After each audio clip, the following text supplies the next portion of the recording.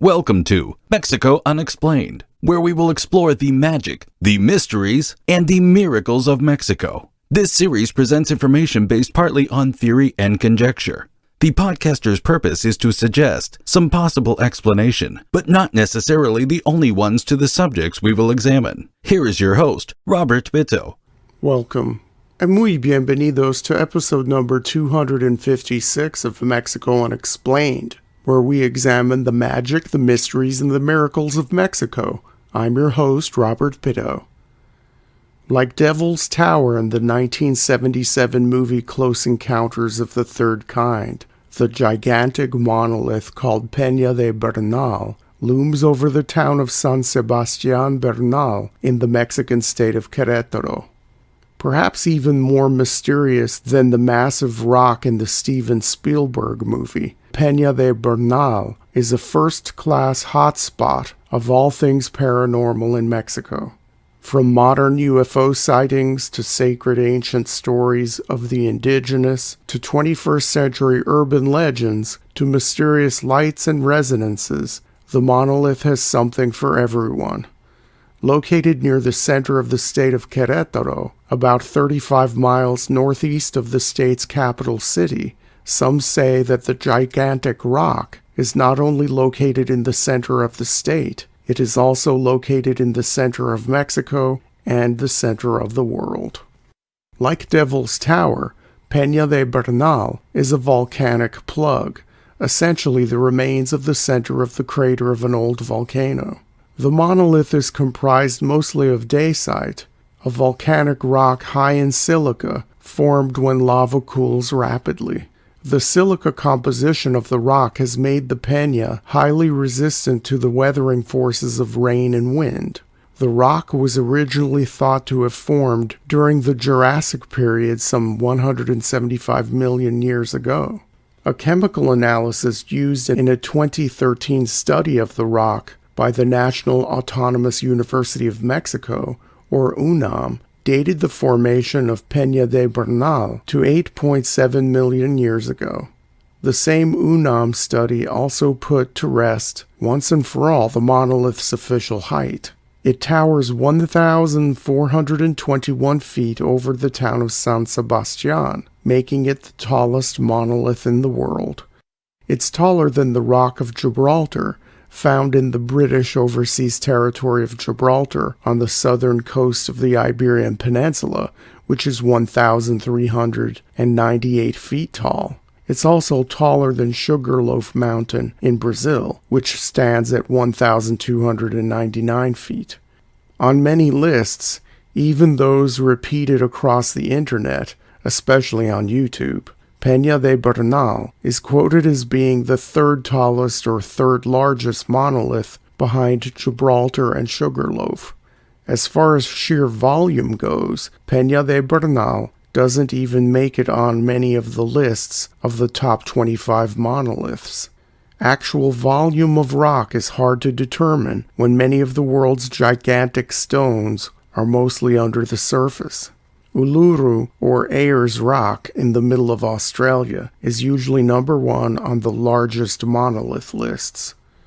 The Otomi people, who have lived in the Mexican Altiplano for thousands of years, called Peña de Bernal Dejendo, which translates to the middle of the two.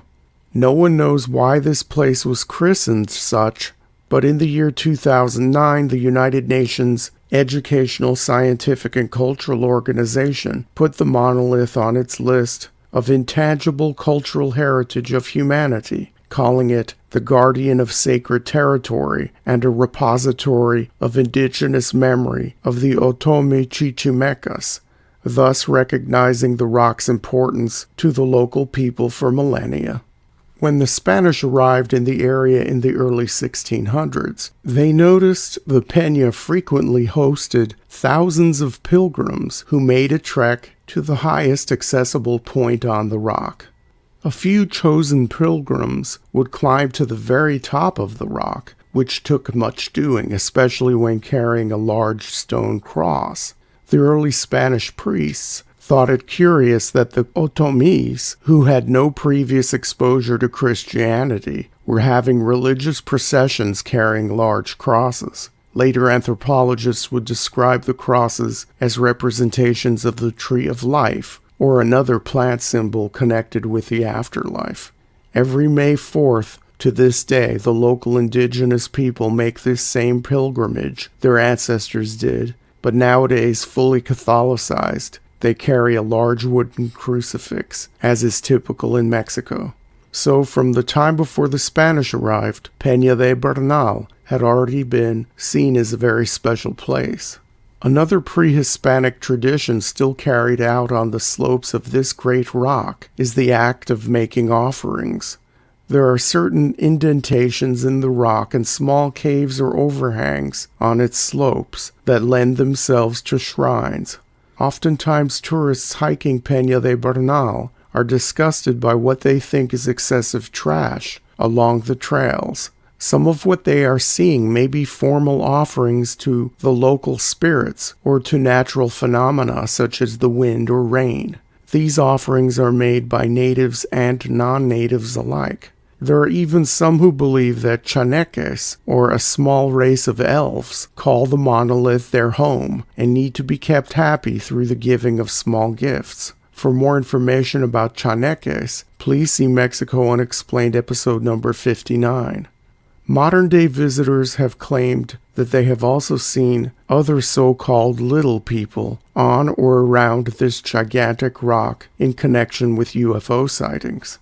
In the 21st century, some have claimed to have had face-to-face run-ins with what is known as the alien race called the Greys, a recognizable creature with a large head, black almond-shaped eyes, a slit for a mouth, spindly arms and legs, and a skinny body. Any claims of sightings of these often nefarious and menacing extraterrestrials are usually dismissed by locals as mere sightings of Chaneques, which, as previously alluded to, date back to long before Europeans arrived in Mexico. Besides small humanoids, some people have also reported encounters with Saint Germain on the slopes of Peña de Bernal. Not recognized as a Catholic saint, Saint Germain was a wealthy European count who was the son of Prince Francis II of Transylvania. He dabbled in all things esoteric, including alchemy, and was known as a master of ancient wisdom.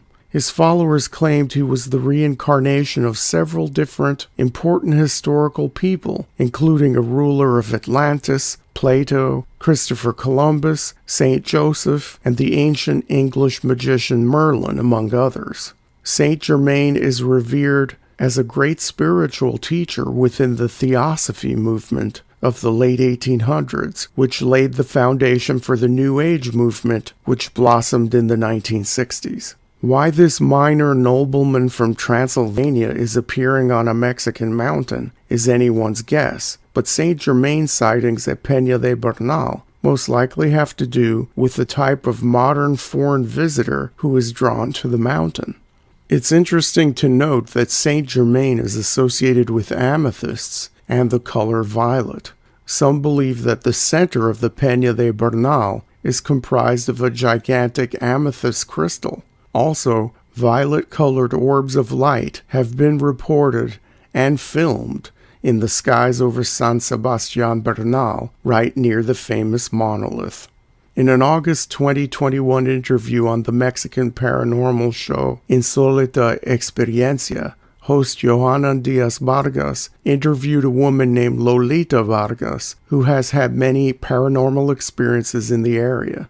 Many years ago, she was assigned to visit the town of San Sebastián Bernal as part of her job, and she fell in love with the place.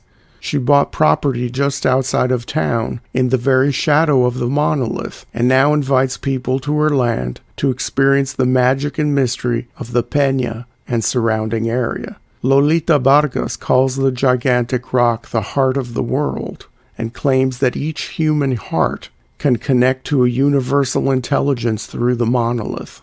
Like many others, she believes the rock serves as a portal between dimensions and universes. The monolith also emits an incredible amount of life force energy. In the interview, Lolita mentioned that the town at the rock's base has more people over the age of 100 per capita than any other city or town in Mexico.